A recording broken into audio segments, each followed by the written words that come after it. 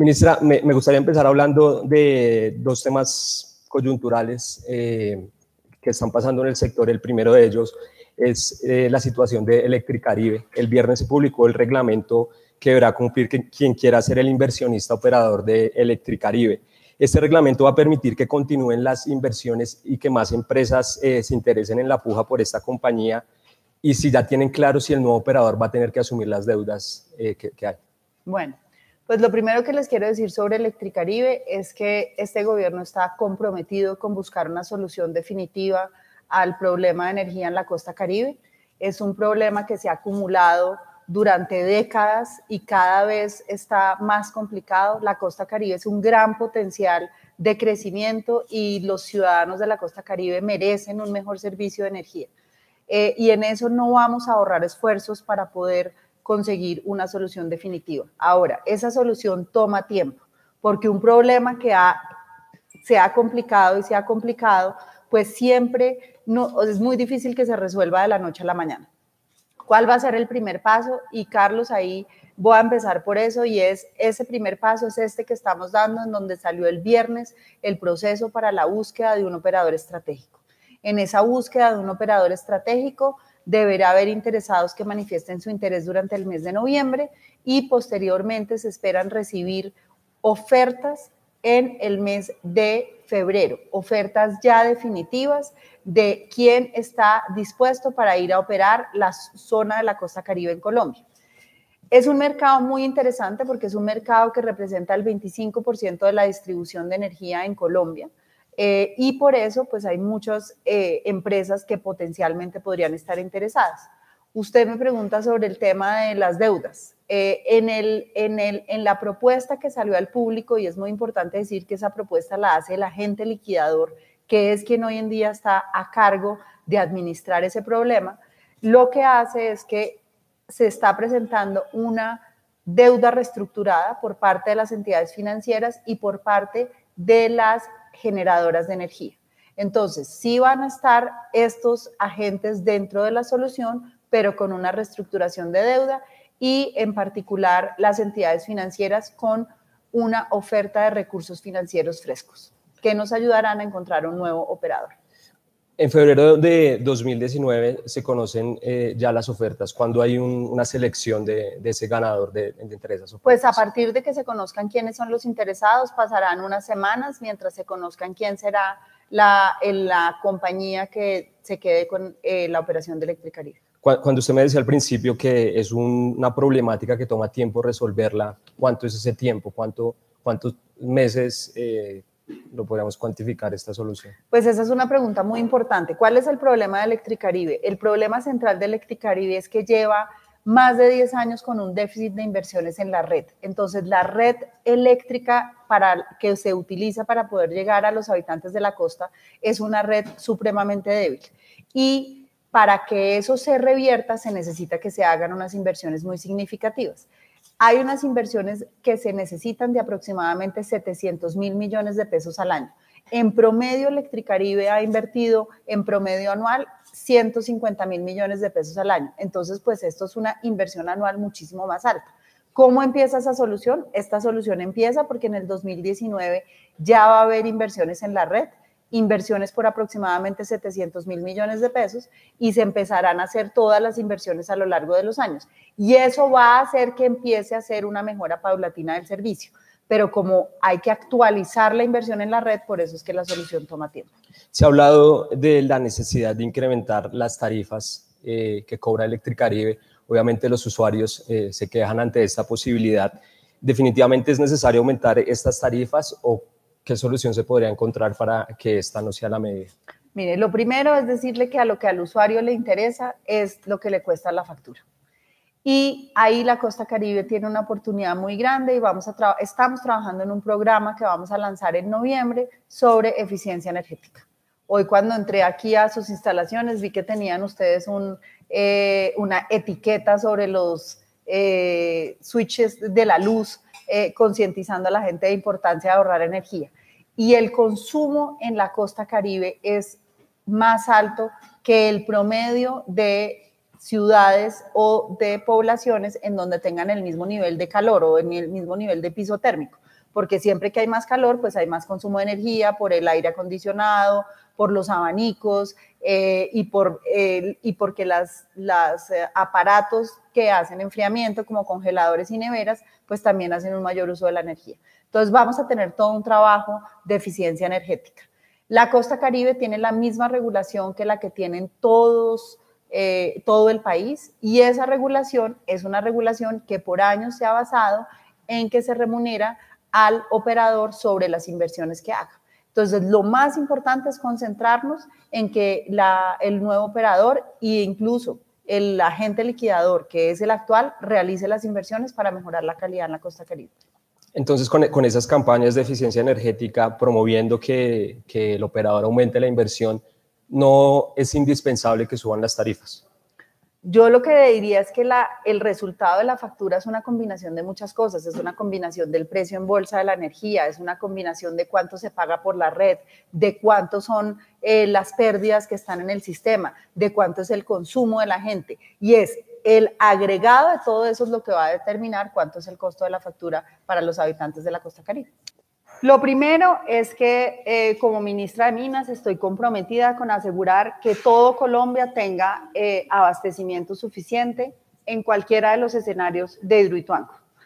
Y eso es importante decirlo porque Hidroituango es una hidroeléctrica que estaba prevista entrar el 1 de diciembre del 2018 con un pedazo de su capacidad, pero que le iba a suministrar energía a todo Colombia, no solamente, digamos, que al sector de Antioquia. En ese orden de ideas, hoy en día todavía, tú mencionas una fecha de 3 años, pero todavía nosotros no tenemos una presentación del informe oficial de EPM. ¿En qué momento va a pasar eso?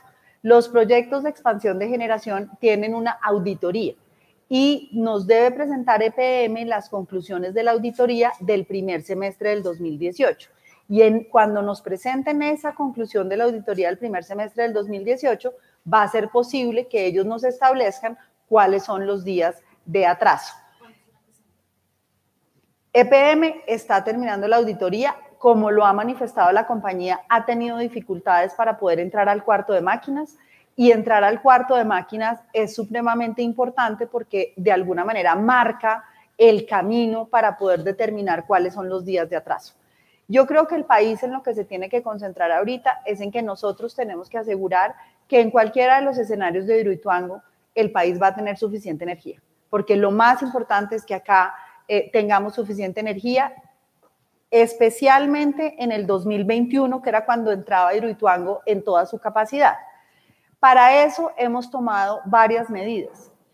Primero, hay una subasta de reconfiguración. Eso lo que quiere decir es que todas las plantas que tienen la capacidad de asegurar que van a tener energía en firme, van a poner esa energía en firme al servicio del país, y las plantas que por alguna razón no tienen energía en firme pueden disminuir su energía en firme. Esa es la primera medida. La segunda medida es la medida de una subasta de expansión. Entonces, al final de enero del 2019 va a haber una subasta de expansión en donde vamos a buscar nueva generación eléctrica que entre al mercado. Lo tercero es que tenemos la subasta de largo plazo, en donde hay un diseño especial para las energías renovables no convencionales como sol, viento, biomasa, este tipo de energía. Entonces, ¿qué es importante? El resultado de todas estas medidas, que la vamos a ver en el primer trimestre del 2019, nos va a llevar a determinar y a conocer cuál es la reconfiguración del mercado eléctrico y cómo debemos asegurar eso. Adicional a eso, hay dos cosas que son muy importantes. Eficiencia energética. Y en eficiencia energética siempre soy muy enfática porque los seres humanos somos adictos a la energía. Solo miren esta sala de redacción. Hay energía por toda, la energía nos acoge. ¿Qué pasa? Que tenemos que trabajar mucho, todos estamos muy preocupados por el cambio climático, y la mejor manera como todos los colombianos podemos contribuir a mitigar los efectos del cambio climático es vía la eficiencia energética y el consumo de la energía. Entonces vamos a hacer campañas y vamos a trabajar mucho en buscar que todos los colombianos tengamos un menor consumo de energía, logrando el mismo nivel de productividad. Y el segundo es que hay un tema de autoabastecimiento que también se está dando y que es muy importante. Ustedes han visto, y tú que haces toda la redacción empresarial, muchas empresas que hoy en día están buscando sustituir parte de su generación eléctrica con energía solar o con energía eólica. Vimos una planta de gaseosas, vimos un aeropuerto incluyendo su energía. Y todo eso son factores de autoabastecimiento en donde también hay una invitación a la industria a generar autoabastecimiento vía, sobre todo, energías renovables no convencionales como son sol y viento. Ministra, pero ¿hay posibilidades de que incrementen los precios de las tarifas para los usuarios ante esta coyuntura y mientras se dan pues los resultados de estas campañas de eficiencia energética y obviamente de las subastas que se tienen planteadas? Yo lo pondría de otra manera. Uno, Hidroituango, sin duda alguna, era una capacidad hídrica muy importante y no existe un recurso más económico en el parque actual que el agua. Y lo que había una expectativa es que sí había una expectativa que con la entrada de Hidroituango se iba a ver una disminución significativa en las tarifas. Eso no va a ser posible que pase, esa disminución, que es un escenario distinto. Ahora, en todos los fenómenos del Niño, siempre se presentan subidas del precio de la energía porque tenemos menos agua. Y ese es un recurso en donde Colombia genera el 70% de su energía con agua. En la medida en que haya menos agua y que marginemos el precio de la energía con otras tecnologías, pues eso va a llevar un incremento. ¿Cuándo vamos a saber eso? Cuando sepamos realmente, por ejemplo, qué tan intenso es el Niño que viene en el 2019. Eso nos va a marcar la pauta. Entonces, hoy todavía es un poco prematuro hablar de eso. Sin embargo, desde ya tenemos que ahorrar energía, porque parte de lo que nos pasa es que esperamos, y el ministro de Ambiente ha sido reiterativo en eso, esperamos a que estemos en el momento del fenómeno del Niño para empezar a ahorrar. Si ahorramos desde ya, eso nos va a asegurar que seamos menos vulnerables al efecto del fenómeno del Niño y que contribuyamos a que el efecto sobre tarifa sea menor. Porque si desde hoy empezamos a ahorrar energía, pues ¿qué va a pasar? Que las fuentes hídricas, los embalses, van a tener menos consumo y van a estar más llenos para el momento en que llegue el Niño. Entonces, la mejor manera que todos tenemos para contribuir a que los precios de energía se mantengan en los niveles actuales o que tengan la menor subida posible es ahorrando energía. ¿Y se tenía previsto el costo que está generando los retrasos en Hidroituango por parte del gobierno? Hasta ahora, los colombianos no han pagado nada en cargo por confiabilidad, ni ha habido ningún costo que haya asumido el gobierno sobre ese tema. Ministra, viendo la coyuntura de Hidroituango y también hacia dónde va yendo el sector, ¿hay posibilidades de que se construyan más grandes hidroeléctricas en el país o quizás se llegó como a un fin de grandes hidroeléctricas y más bien pensar en hidroeléctricas de menor tamaño? Pues yo creería que Colombia, cuando ustedes ven la matriz de generación eléctrica de Colombia y en qué posición sale, Colombia sale en un lugar muy destacado desde el punto de vista de la capacidad de generación limpia, porque cuando uno habla de energías renovables, el agua es una energía renovable. Entonces el agua está en la misma clasificación que sol y viento. Por lo tanto, en la medida en que nosotros queramos tener una matriz energética limpia, debemos incentivar la entrada de otras tecnologías como sol y viento, en donde este gobierno tiene la meta de pasar de 50 megavatios a 1.500 megavatios. Eso es, hoy en día tenemos una generación que es muy pequeña en sol y viento y esperamos llegar a 1.500, pero el agua en términos generales es limpia. Por lo tanto, es deseable que en Colombia sigan habiendo hidroeléctricas, así como sol, como viento, como térmicas. Hay una cosa que es muy importante y es que nosotros hemos dicho que nosotros tenemos una neutralidad tecnológica. Lo importante es que la combinación de la matriz sea una combinación que contribuya a mitigar los efectos del cambio climático, que cada vez seamos más limpios, pero nosotros no debemos tratar de excluir ninguna tecnología. Tatiana, un tema. En el 2019 tenemos una buena capacidad de generación y en los escenarios que nosotros hemos revisado de baja hidrología y de escenarios altos de demanda de la UPME, vemos que tenemos el tema de abastecimiento adecuado para enfrentar un fenómeno del Niño. En el 2021, que es cuando entraba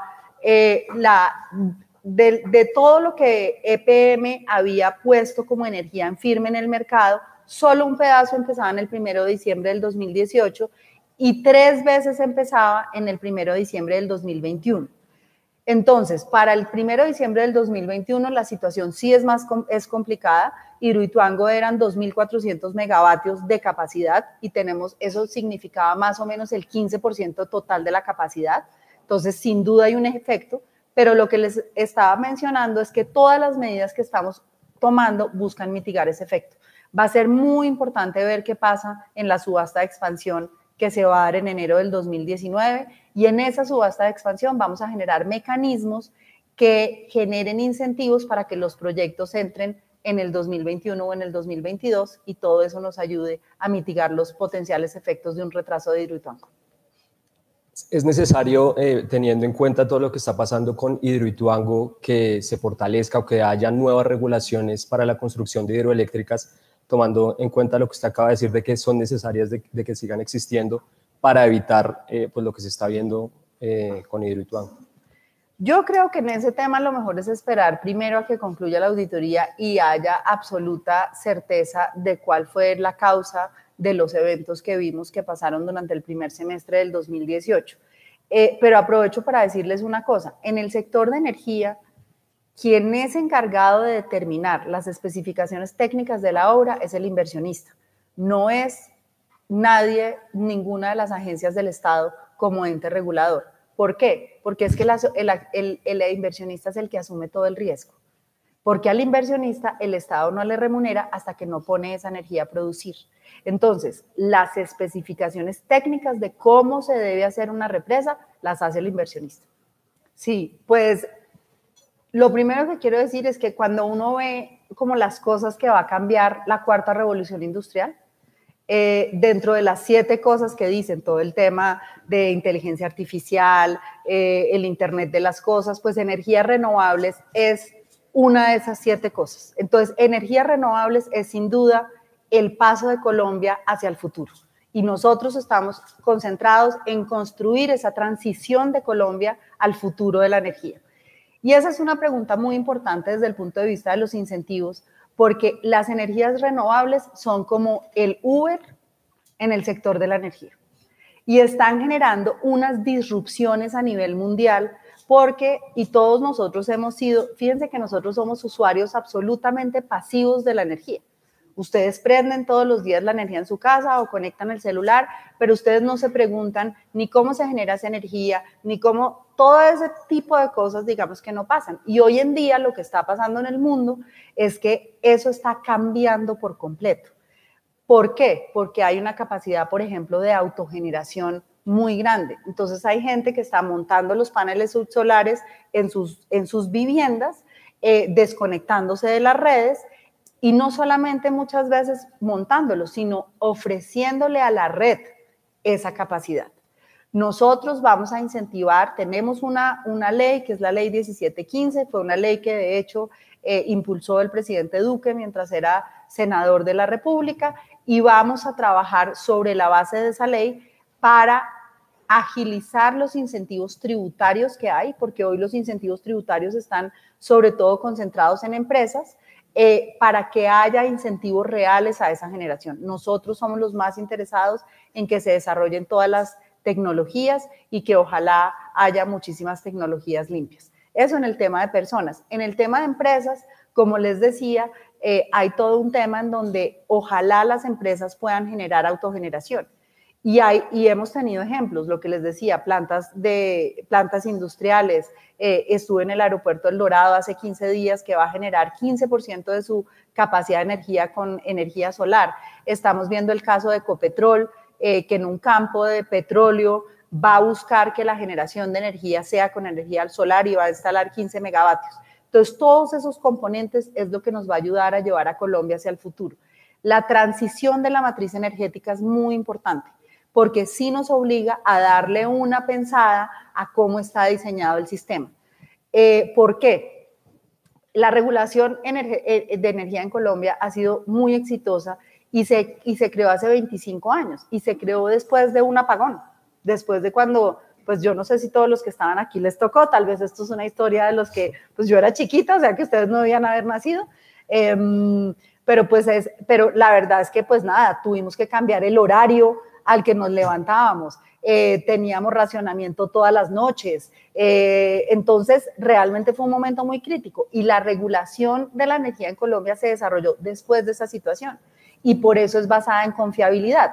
Y toda esta historia es porque el sol y el viento tienen retos muy importantes de incorporarse en ese sistema, porque hoy en día la manera como se hace la expansión del mercado eléctrico en Colombia es vía confiabilidad. Y como el viento es errático y a veces hace mucho viento y a veces hace poco viento, pues ellos no tienen esa misma capacidad de darle firmeza al sistema como le puede dar una térmica. Entonces, ¿qué vamos a hacer? Vamos a traer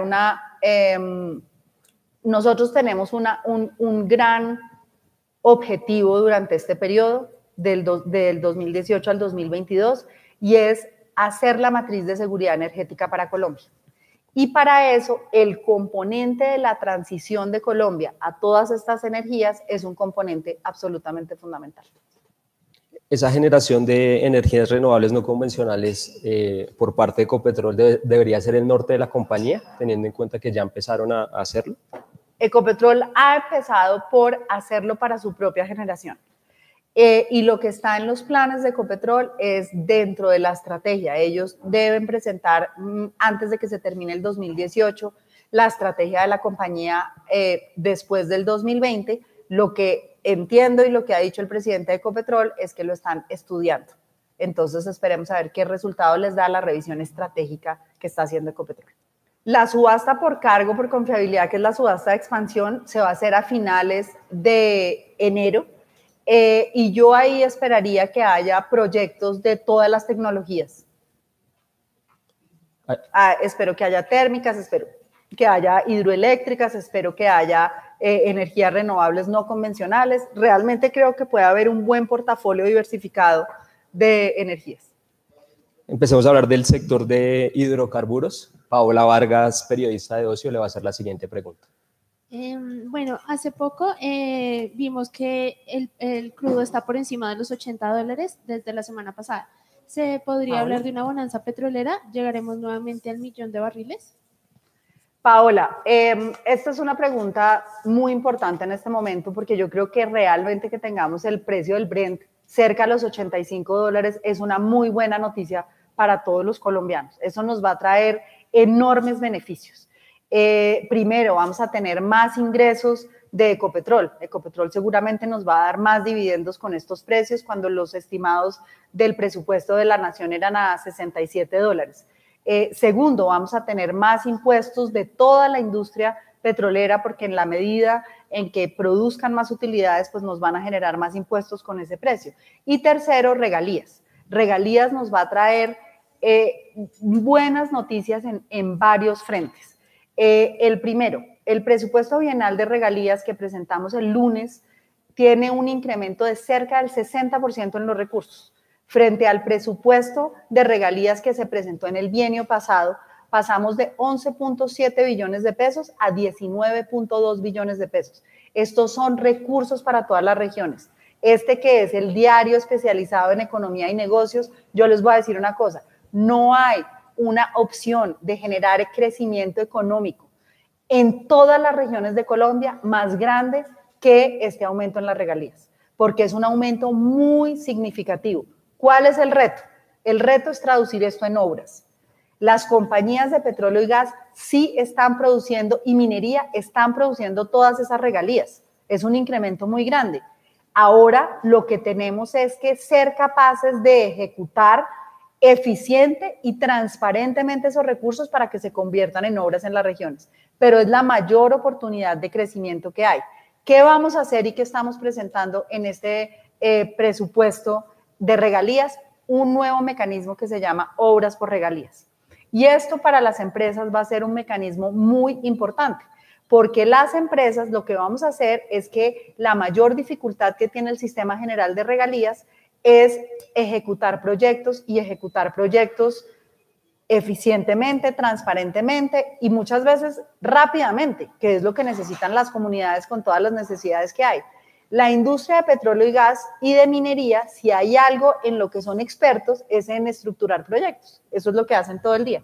Un proyecto de gas requiere una estructuración de proyectos, un pozo petrolero es una estructuración de proyectos y un desarrollo de una mina, de la exploración o de la explotación, es un desarrollo de un proyecto.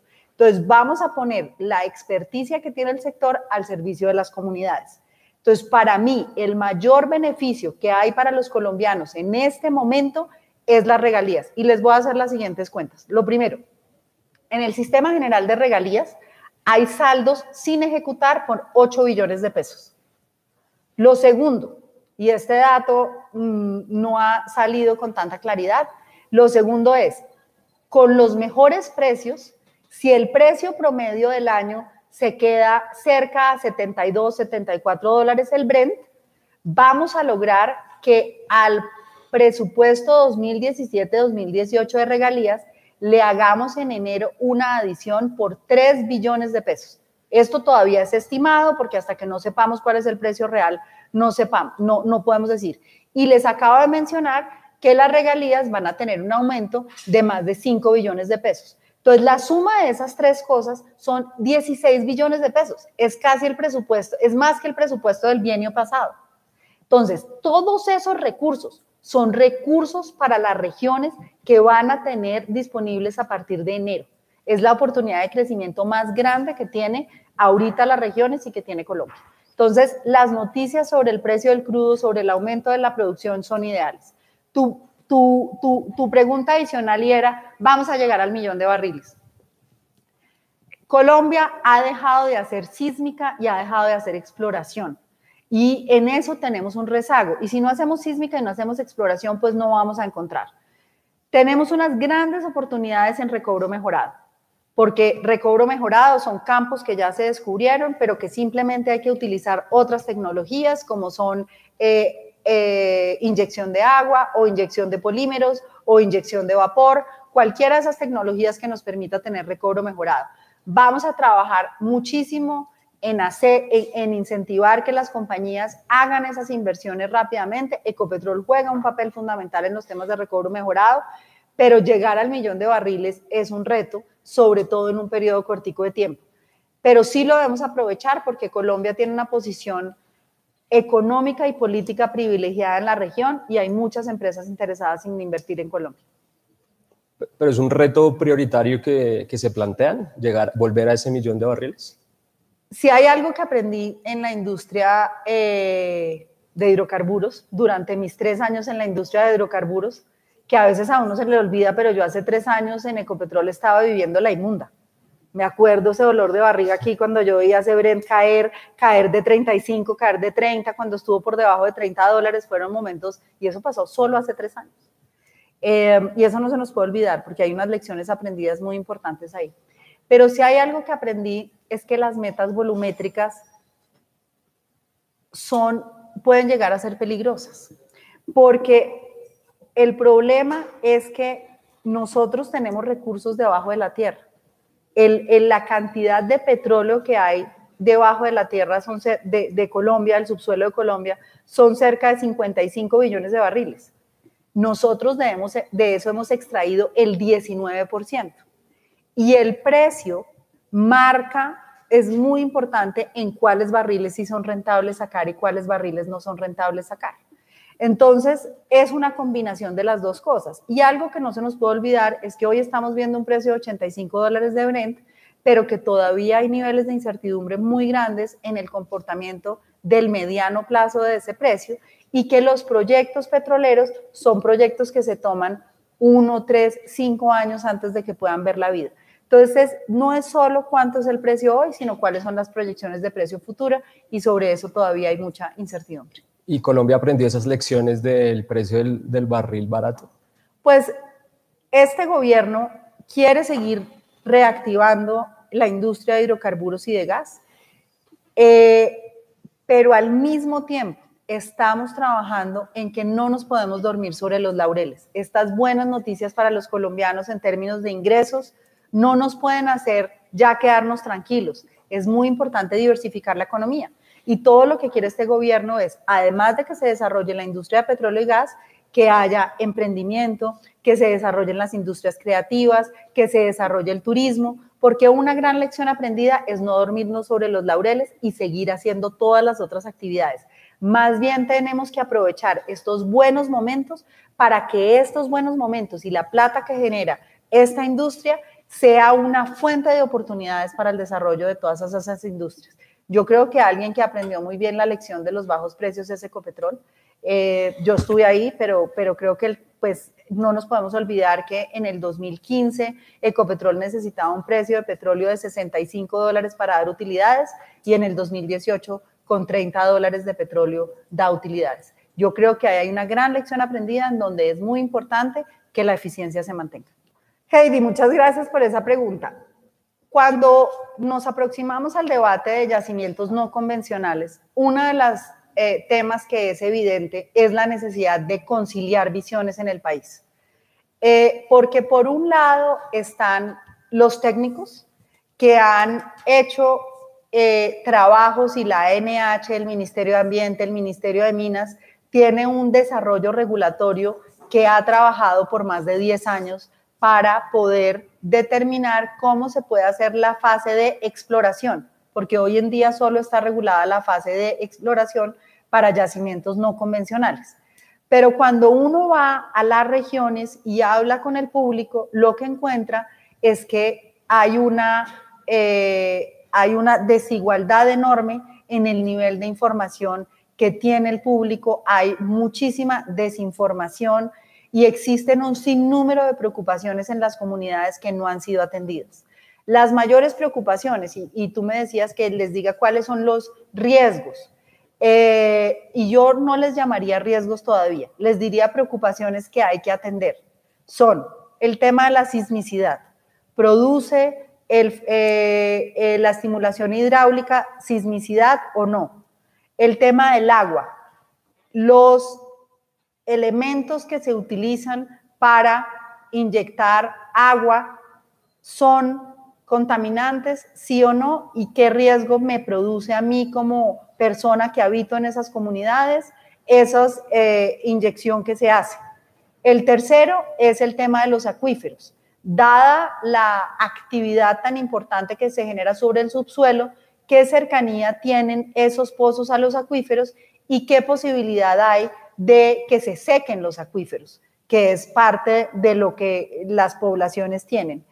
Y esas diría que son las preocupaciones como más comunes que hay respecto a la estimulación hidráulica en yacimientos no convencionales. Sobre eso les diría lo primero y es, no vamos a sacrificar el agua por el petróleo.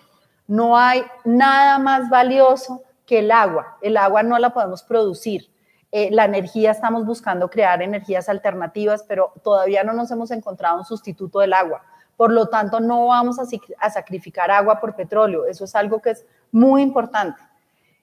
Sin embargo, de lo que tenemos que ser conscientes es que la riqueza del subsuelo colombiano nos tenemos que sentir absolutamente afortunados de la cantidad de riqueza que tenemos. Y existen países que son abanderados de trabajar para mitigar el cambio climático, como Noruega, como Canadá, que hacen explotación de yacimientos no convencionales. Y no lo hacen precisamente porque consideren que van a acabar con sus fuentes hídricas. Lo hacen porque de la manera técnica consideran que existen técnicas para mitigar esos riesgos.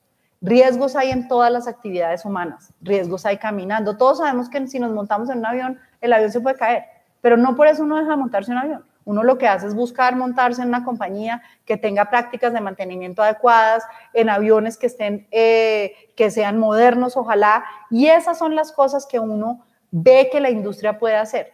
Yo, Carlos dijo, soy administradora de empresas, mi vida fue en finanzas, mi vida era en un Excel y en un computador, más que en la vida real. Y si algo fue fascinante de cuando entré a la industria de petróleo y gas, es unas cosas que yo nunca, la verdad, me había dado cuenta. Una de las industrias más innovadoras y que más rompe hitos tecnológicos es la industria de petróleo y gas, porque la industria de petróleo y gas tiene unos desafíos desde el subsuelo para cómo sacar el petróleo hasta el entorno para cómo relacionarse con las comunidades. Y la tecnología ha acompañado siempre ese desarrollo y la tecnología ha sido muy importante para ser eficiente. Entonces, ¿qué es lo que uno debe preguntarse? Y es, ¿cuáles son esos riesgos que ven las comunidades? ¿Cuáles son los riesgos que científicos han puesto que ven como riesgos para el ambiente? ¿Y cuáles son las acciones que uno puede tomar vía regulatoria para poder mitigar esos riesgos? ¿Qué vamos a hacer? Vamos a contratar un grupo de expertos independientes que concilien esas visiones y que escuchen a las comunidades y que nos generen mecanismos de análisis de las preocupaciones y cómo la ciencia puede atender esas preocupaciones. Y este se llama el diálogo sobre el futuro del petróleo en territorios sostenibles. Para nosotros es muy importante escuchar a las comunidades y poder conciliar esas visiones. La decisión que Colombia tome sobre los yacimientos no convencionales es una decisión trascendental. Es una decisión en donde es tan relevante decir no como decir sí. Les voy a decir a qué renunciaríamos si decimos no. Y lo primero es, si vemos que el agua de los colombianos está en riesgo por el petróleo y que eso nos va a secar el petróleo, pues no hay casi nada que pague el agua o nada que pague el agua. Entonces no es que sea por eso que sí o que no. Pero ¿a qué renunciamos? Hoy en día Colombia tiene 7 años de reservas. Esos 7 años está compuesto en 5.5 años en petróleo y 10 años en gas. Los yacimientos no convencionales nos pueden llevar a pasar de 7 a 15 años de reservas, que serían pasar de 5 años en petróleo a 15 años en petróleo y a pasar en gas de 10 años a 30 años. ¿Por qué es tan importante gas? Y casi siempre cuando la gente piensa en yacimientos no convencionales, piensas en petróleo. Pero uno de los temas potenciales más grandes que tenemos nosotros en yacimientos no convencionales es gas. Gas es importante, ¿por qué? Porque las reservas de gas se están acabando. Porque si nosotros, por ejemplo, convertimos buses a gas en vez de diésel, vamos a tener un parque automotor muchísimo más limpio. Si generamos más energía con gas, vamos a tener un ambiente más limpio. Si logramos hacer más conversión de gente que cocina con leña a gente que cocina con gas, vamos a tener un entorno más limpio. Y lo que le está pasando a Colombia es que Colombia vive de 2 fuentes principales. Colombia vive de Guajira, que nos ha dado gas por 15 años, y para que ustedes se den un orden de magnitud, Guajira ha producido gas por cerca de 5 TCFs, y en yacimientos no convencionales se estima, porque todavía no sabemos hasta que no exploremos, que hay cerca de 15 TCFs, o sea, 3 Guajiras, y la otra fuente es Cusiana. Guajira ya está declinando y en el año 2021-2022, eso no se sabe con precisión, puede tener una declinación muy acelerada, porque lo que le pasa a esos pozos de gas es que se vienen en agua. Entonces se llena de agua y ya no se puede sacar ese gas. ¿Cuál es el impacto para los colombianos si nos pasa eso y no tenemos fuentes alternativas de gas? Que tenemos que importar el gas. Y si tenemos que importar el gas, ¿qué nos va a pasar? Que el precio del gas, que hoy es en promedio en Colombia, debe ser, desde el punto de vista de la fuente primaria, cerca de $3.5 por millón de BTU, eso se nos va a convertir en entre 8 y 10 dólares por millón de BTU. Entonces, todos los colombianos vamos a pagar más por el servicio de la energía, vamos a pagar más por el servicio del gas y nos va a costar mucho más trabajo que todas las fuentes que utilizan el gas como energía nos hagan una composición de energía más limpia. Esto es exactamente lo que le pasó a Estados Unidos hace 10 años. Estados Unidos estaba consumiendo, y acá les dejo si quieren las gráficas para que ustedes la pueden ver. Estados Unidos estaba teniendo precios de gas de 8 dólares, tenía sus reservas declinando. Hoy en día el gas en Estados Unidos está a 2 dólares con 50. Y Estados Unidos pasó de ser dependiente en importaciones a ser el mayor productor de crudo y autosuficiente en gas. Eso geopolíticamente es muy importante, porque uno o depende de los otros para su energía, y la energía es con lo que producimos, con lo que nos pagan el sueldo, con lo que hacen todo. Entonces la energía está en todas partes. Entonces por eso lo que yo quiero es concientizar y ni hablemos de los temas fiscales. Imagínense este país sin toda la plata que les dije de regalías y toda la plata, el escenario fiscal es completamente diferente. Entonces, la decisión es una decisión que tiene que ser muy concienzuda, muy estudiada.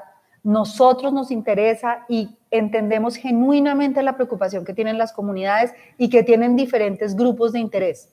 Mi único llamado, y esta sala de reacción que está llena de jóvenes, es informémonos antes de tomar una decisión y separemos un debate, el debate técnico del debate del modelo económico. Porque ahora se ha vuelto popular decir que no a estas tecnologías porque es políticamente da buenos réditos y porque nos mezclan el modelo de desarrollo económico con el medio ambiente. Es como si al medio ambiente solo le preocupara a un grupo de modelo de desarrollo económico. Nosotros como gobierno estamos absolutamente comprometidos. Hemos dicho, acá se trata de producir conservando y conservar produciendo, porque nosotros tenemos que asegurar que Colombia se desarrolla al tiempo que somos capaces de asegurar, y tenemos absoluto compromiso con los objetivos de desarrollo sostenible, que mitigamos los efectos de cambio climático, y Colombia con la biodiversidad y cuidando el medio ambiente contribuye a ser un pulmón del mundo y contribuye a mitigar los efectos del cambio climático. Pero no nos dejemos como colombianos caer en ese falso dilema de agua o petróleo. Ese es un falso dilema que no debe existir. Ministra, le hago unas preguntas muy precisas sobre esto que nos acaba de comentar, esta comisión de expertos. ¿Quiénes la van a componer y cuándo va a estar lista? Muy bien, la comisión ya está lista. Estamos trabajando en algunos nombres finales, pero la primera reunión será en el mes de octubre. Les voy a decir primero como los grupos que esperamos tener. Lo primero, sociólogos, porque las comunidades son supremamente importantes y tenemos que entender profundamente cómo vamos a trabajar con las comunidades y con los diferentes grupos de interés. Lo segundo, expertos en medio ambiente. Y ahí les confirmo que Manuel Rodríguez, pues que es es una voz experta de los temas del medio ambiente, ya nos ha confirmado su participación. También Brigitte Baptiste nos ha confirmado su participación en esta comisión. Lo tercero son expertos científicos, que son el grupo de geólogos, hidrólogos, ingenieros de petróleos.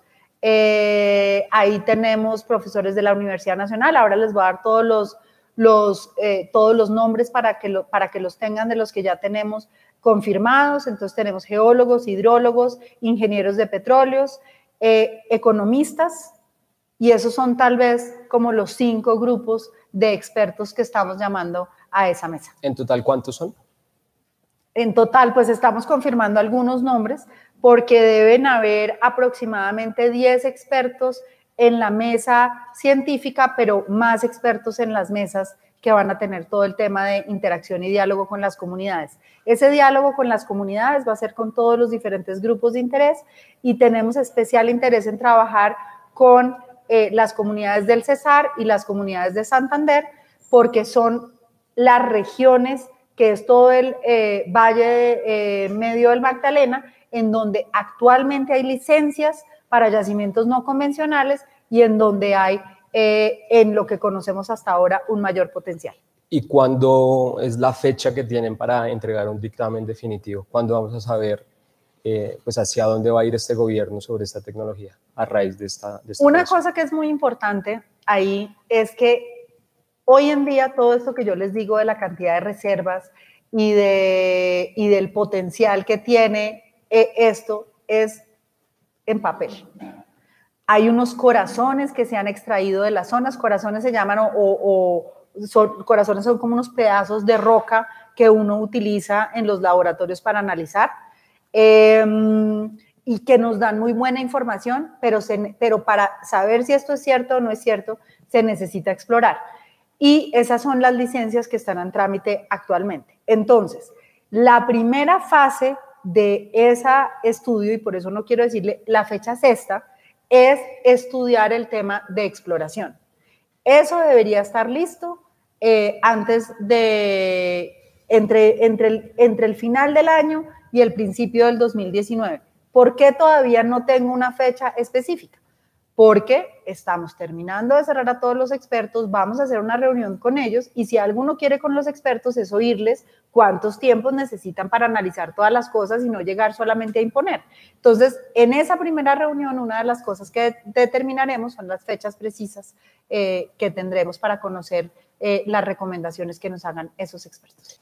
César, pues muchas gracias por la pregunta. Yo creo que una de las cosas es que la fórmula de la gasolina lo que busca es generar una estabilidad en los precios de los combustibles. Estabilidad que no quiere decir que se queden quietos. Estabilidad que quiere decir que modere los impactos de subida y bajada. Yo creo que la fórmula tiene una oportunidad para revisarse.